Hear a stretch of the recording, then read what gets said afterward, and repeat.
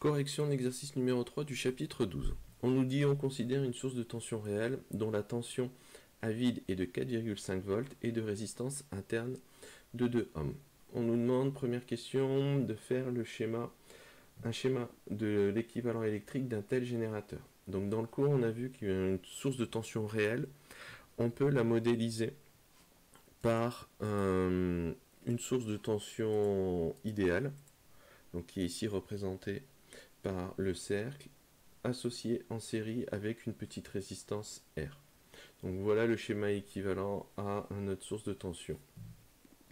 On nous demande justement ce qu'est une source idéale de tension à la question 2. Donc là on reprend ce qui a été vu en cours, à savoir qu'une source idéale de tension, c'est une source qui va délivrer une tension que l'on note UPN qui est égale à E, E étant la tension à vide de notre générateur, de notre source de tension, et ce, quelle que soit l'intensité du courant qui va circuler dans le circuit. Dernière question, on nous demande de représenter le graphique tension-intensité de la source réelle pour les intensités de courant comprises entre 0 et 200 mA. Donc, pour cela, en fin de compte, on va avoir cette caractéristique. Donc, U, la tension aux bornes du générateur du générateur réel est égale à 4,5, donc la tension à vide, moins 2 fois I. 2 étant la résistance interne. Étant donné que dans le cours, pour une source réelle, on a pour relation U est égal à E moins R fois I. Donc ça, c'est ce que nous donne la caractéristique d'une source réelle de tension.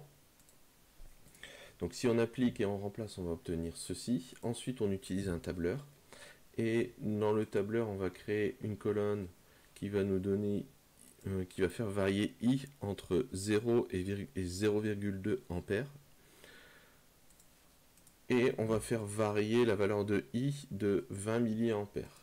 Et ensuite, on va calculer la valeur de U correspondante pour toutes les valeurs de I, donc c'est-à-dire pour 0 ampères, pour 20 fois 10 puissance moins 3 ampères, 40 10 moins 3 ampères, 70 moins 3 ampères, et ainsi de suite. Et ensuite, on fait le tracé graphique et on va obtenir ceci, c'est-à-dire on va avoir une fonction affine qui sera décroissante, qui débute à 4,5 volts ici, et dont le coefficient directeur qui est égal à moins 2 ici. Et ça clôture la correction de cet exercice.